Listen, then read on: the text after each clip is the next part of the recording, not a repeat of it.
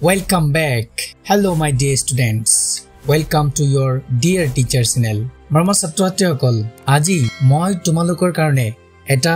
secret বিষয়বস্তু লৈ আহিছো যিবিলাক বিষয়বস্তুক তোমালোকে ইগনোৰ কৰা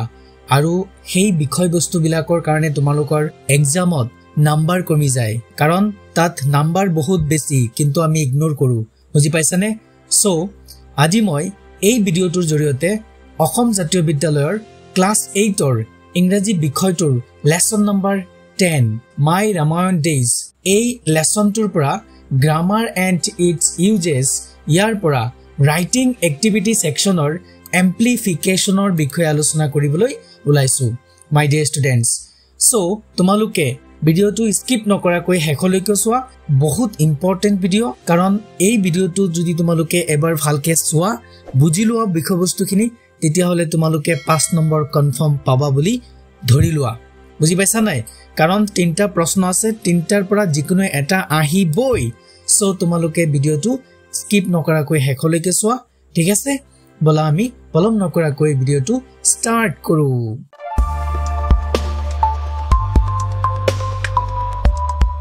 My dear students, soa amplification মানে হৈছে বিস্তাৰিত ব্যাখ্যা কাৰণ কোনো এটা টপিকৰ ওপৰত আমি ব্যাখ্যা কৰিব লাগে সেইটোৰ ওপৰত সেই টপিকটোৰ ওপৰত আমি বিশ্লেষণ কৰিব লাগে অলপ বিৱৰণ দিব লাগে সম্প্ৰসাৰণ কৰিব লাগে যাক কোৱা হয় ইংলিছত এমপ্লিফিকেশন ঠিক আছে তোমালোকৰ এই লেসনটোৰ মাই ৰামায়ণ ডেজ এই লেসনটোৰ পেজ নাম্বাৰ 60 চোৱা লাষ্টত আছে এই ৰাইটিং এক্টিভিটি তাত এই এমপ্লিফিকেশনৰ প্ৰথম হেৰিটো দিয়া আছে এক্সাম্পল হিচাপে তোমালোকক এটা কৰি দিয়া আছে আৰু এইটো হৈছে এমপ্লিকেশন অফ প্ৰভাৰ্বস প্ৰবাদৰ বিস্তাৰিত ব্যাখ্যা কৰিব দিছে প্ৰভাৰ্বস মানে হৈছে প্ৰবাদ বুজি পাইছানে প্ৰবাদ যাক কোৱা হয় ওকে অসমীয়াত প্ৰবাদ বুলি কোৱা হয় এই প্ৰবাদৰ বিস্তাৰিত ব্যাখ্যা কৰিব দিছে প্ৰথম আমাক এই ইয়াত কিতাপত প্ৰবাদটো দিছে যে সোৱা A stitch in time saves 9 ইয়াৰ মূল অৰ্থটো হৈছে সময়মতে কাম কৰিলে ডাঙৰ সমস্যাৰ পৰা ৰক্ষা পোৱা যায় কিমান ডাঙৰ এটা কথা কৈছে হয়নে সো আমি এই টপিকছটোৰ ওপৰত এই প্ৰবাদটোৰ আমি ইয়াত সাম কি লিখিছে যাতে আমি বুজিব পাৰো আৰু আমাৰ যে তলত দুটা প্ৰশ্ন দিছে সেই দুটাও আমি যাতে ইজিলি কৰিব পাৰো মৰম ছাত্ৰসকল সোৱাচোন কি কৈছে a stitch in time saves 9 কি কৈছে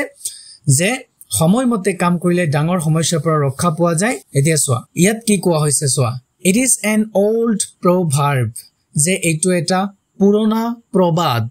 কি পুৰণা প্ৰবাদ okay that has relevance even in the current times যাৰ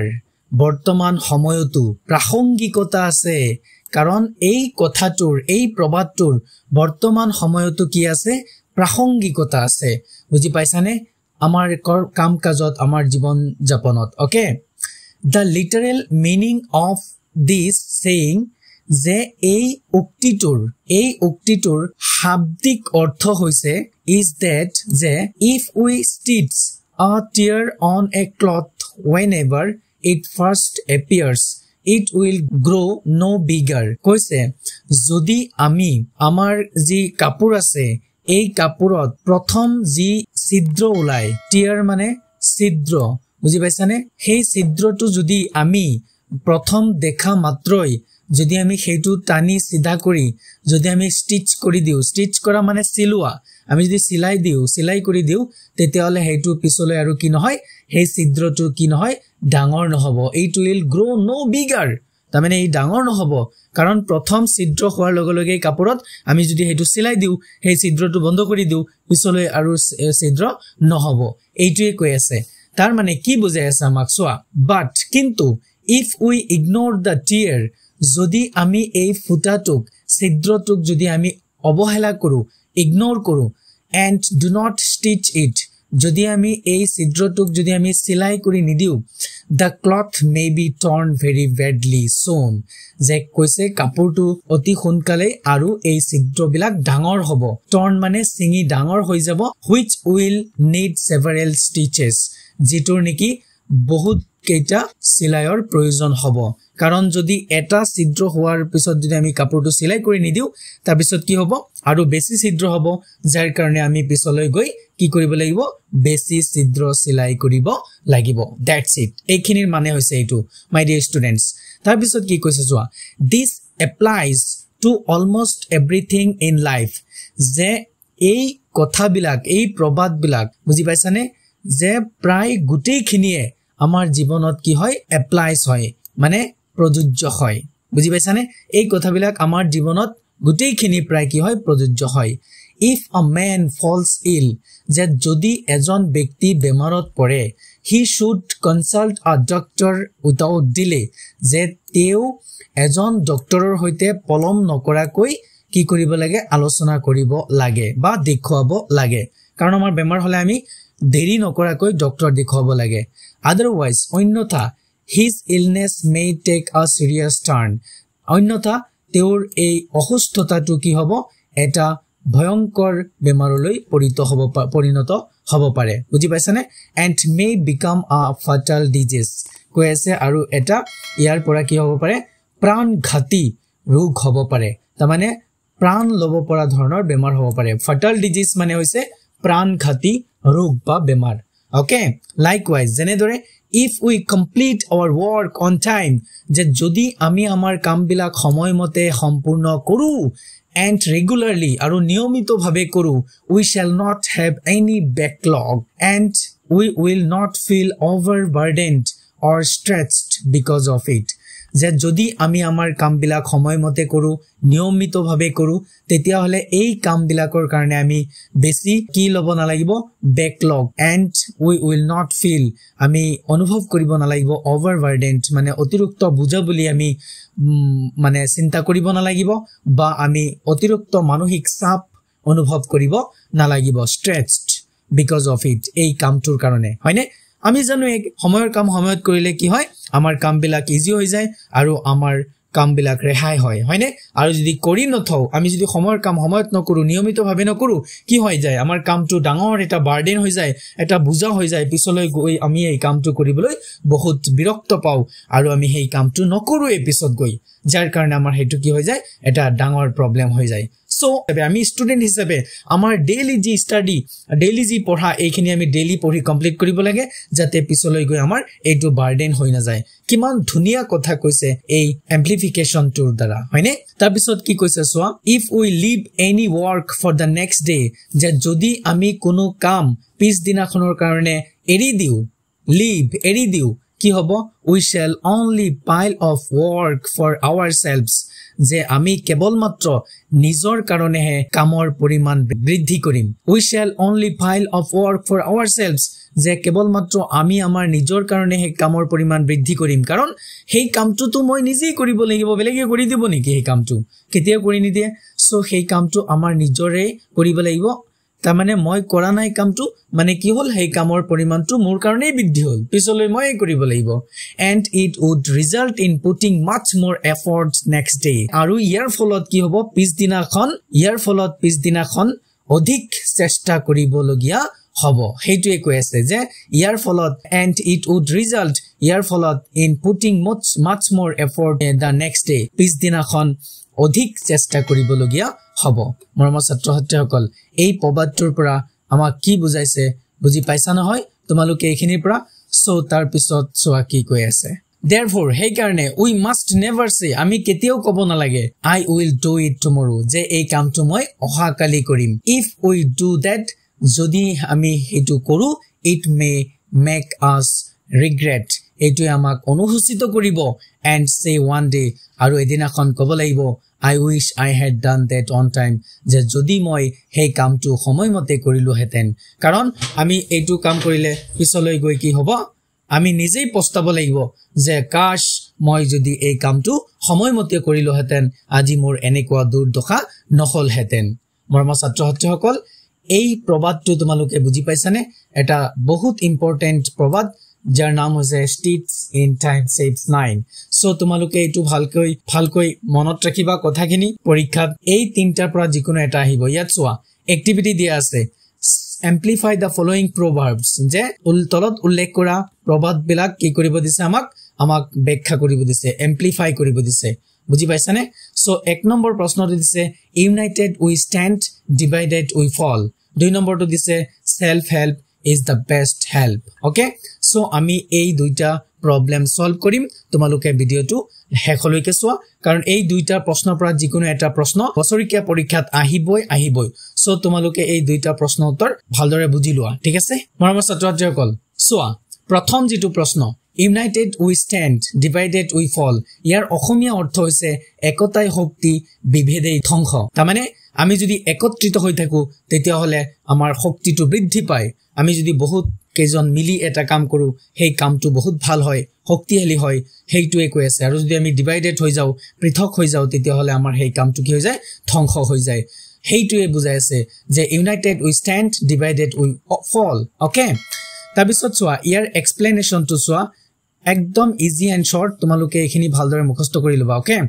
চোৱা দিস proverb means যে এই প্ৰবাদটোৰ অৰ্থ হৈছে that যে when people are united যেতিয়া মানুহবিলাক একত্ৰিত হৈ থাকে and work together আৰু কাম একেলগে কৰে with harmony তাৰমানে মিল হৈ কি হৈ মিল হৈ সুসংগতি হৈ একেলগে যেতিয়া আমি কাম কৰো হাৰমনি মানে হৈছে সাদৃশ্য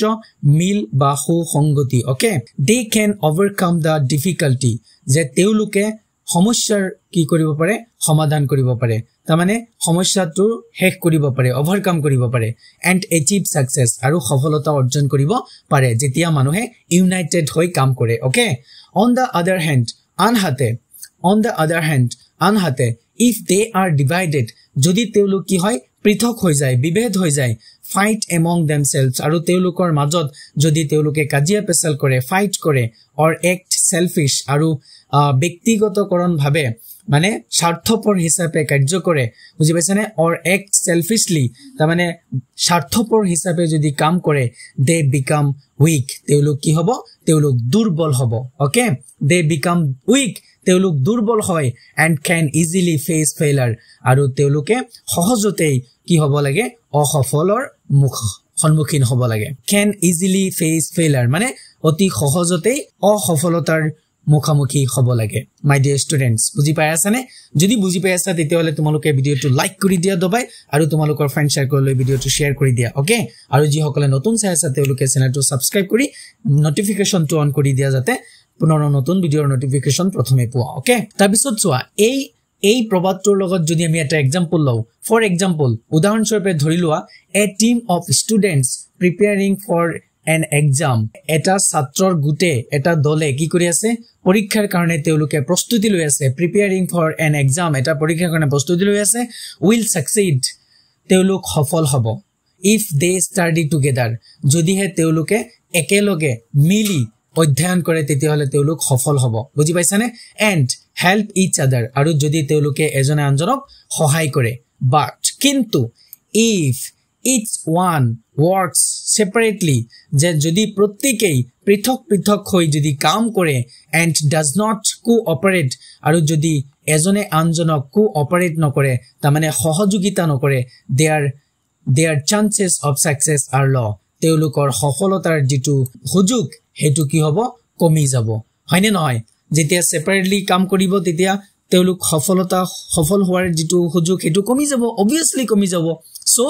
unity is strength হেকাৰণে কোৱা হৈছে একতা হৈছে শক্তি and division leads to weakness আৰু বিভাজনে কি কৰে আমাক দুৰ্বলতাক ফলে আগবঢ়াই লৈ যায় মৰমৰ ছাত্ৰছাত্ৰীসকল এখিনি তোমালোকে বুজি পাইছানে এই প্ৰবাদৰ মিনিংখিনি তোমালোকে এই সেন্টেন্সখিনি তলত লিখি দিবা এক্সাম ষ্টাইল সেন্টেন্স মই ধুনিয়াকে বনাই দিছো চোৱা the proverb এই প্ৰবাদটো united we stand divided we fall যে একতাই হৈছে শক্তি আৰু বিভেদই হৈছে ধ্বংস এই প্ৰবাদটোৱে teaches us আমাক শিকায় that যে cooperation মানে সহযোগিতা and harmony আৰু মিলাপ্ৰীতি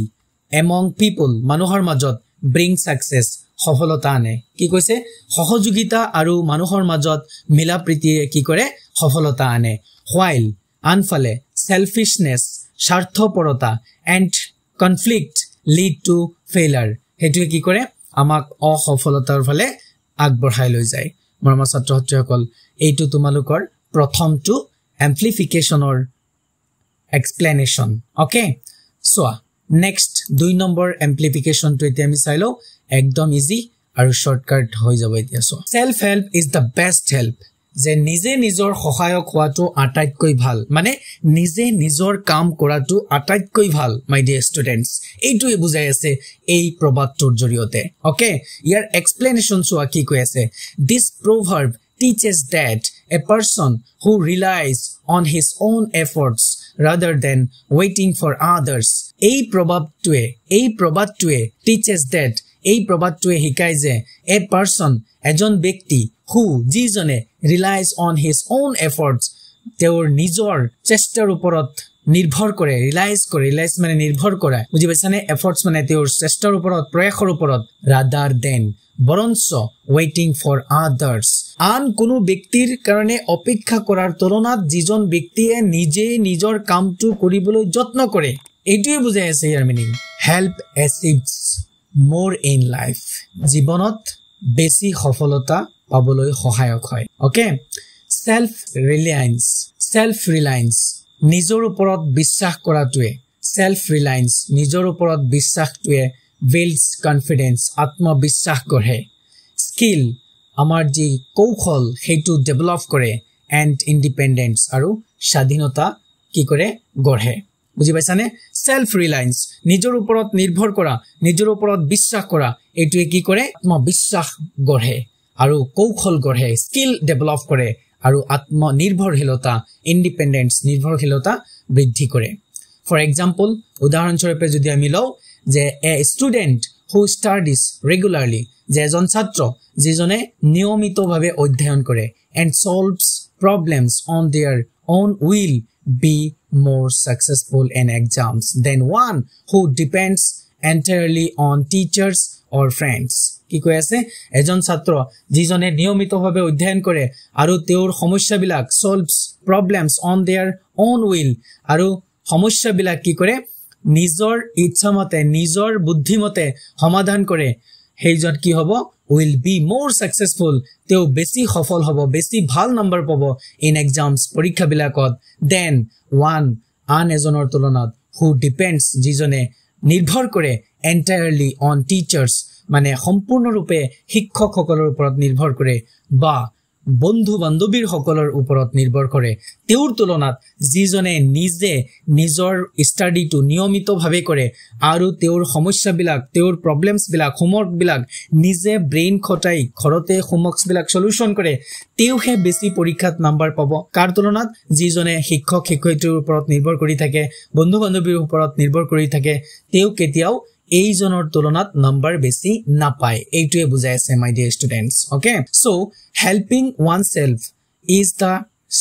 surest নিজৰ ওপৰত মানে একতাৰ ওপৰত বিশ্বাস কৰিলে হেল্পিং ওয়ানসেলফ একতাৰ ওপৰত যদি সহায় কৰা হয় নিজৰ ওপৰত সহায় কৰা হয় ইজ দা surest এটো কি হয় আটাইতকৈ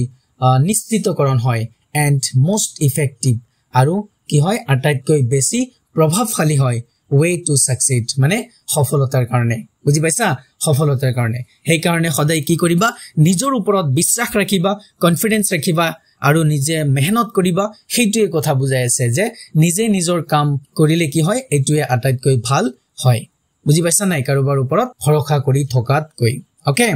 সো তোমালোকে তলত এই এক্সাম স্টাইল সেন্টেন্স কিনি লিখি দিবা দা proverb self help is the best help যে এই প্ৰবাদটো নিজে নিজৰ সহায়ক হোৱাটো আটাইতকৈ ভাল এই প্ৰবাদটোৱে আমাক শিকায় কি tells us that আমাক কয় যে depending on oneself যে সদায় কি হ'ব লাগে নিজৰ ওপৰত নিৰ্ভৰ কৰিব লাগে and making sincere efforts is better আৰু সদায় সতৰ্কপূৰ্ণ প্ৰয়াস কৰি যাব লাগে is better than waiting for help from others মানে আনৰ পৰা সহায় পোৱাৰ কাৰণে অপেক্ষা কৰাৰ তুলনাত নিজে সতৰ্কপূৰ্ণতাৰে কাম কৰি যোৱা চেষ্টা কৰি যোৱা ইয়াৰ ওপৰত নিৰ্ভৰ কৰাটো আটাইতকৈ ভাল as self reliance মানে কাৰণ ব্যক্তি বিশ্বাস বা নিজৰ ওপৰত যেটো বিশ্বাস leads to success মানে সফলতাৰ ফলে আগবঢ়াই লৈ যায় and personal growth আৰু ব্যক্তিগত উন্নতি হয় তাৰ মানে তুমি যদি নিজে চেষ্টা কৰা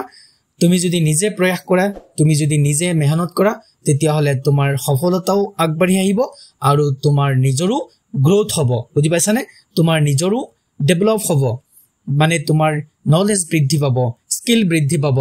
আত্মবিশ্বাস বাঢ়িব স্বাধীনতা বাঢ়িব সো এইখিনি হৈছে এই প্ৰবাদটোৰ এক্সপ্লেনেশ্যন মাই ডিয়াৰ ষ্টুডেন্টস যদি তোমালোকে ভবা এই ভিডিওটো তোমালোকৰ হেল্পফুল হ'ব বুলি ভবা তেতিয়া হলে সবে এই ভিডিওটো লাইক কৰি দিয়া কমেন্ট কৰি দিয়া আৰু তোমালোকৰ বন্ধু বান্ধৱীলৈ ভিডিওটো শেয়াৰ কৰি দিয়া ওকে আৰু তোমালোকে কমেন্ট কৰি জনাবা তোমালোকৰ কেনেকুৱা ধৰণৰ ভিডিও দৰকাৰ কোন কোন বিষয়ত প্ৰবলেম পাই আছা সেই বিষয়কেইটা মোক কমেন্টত জনাই দিবা মই সলিউশন দিয়াৰ যত্ন কৰিম ওকে আজিৰ ভিডিও ইয়াতে শেষ কৰিব বিচাৰিছো so press the bell icon for more educational videos keep learning stay confident thank you bye bye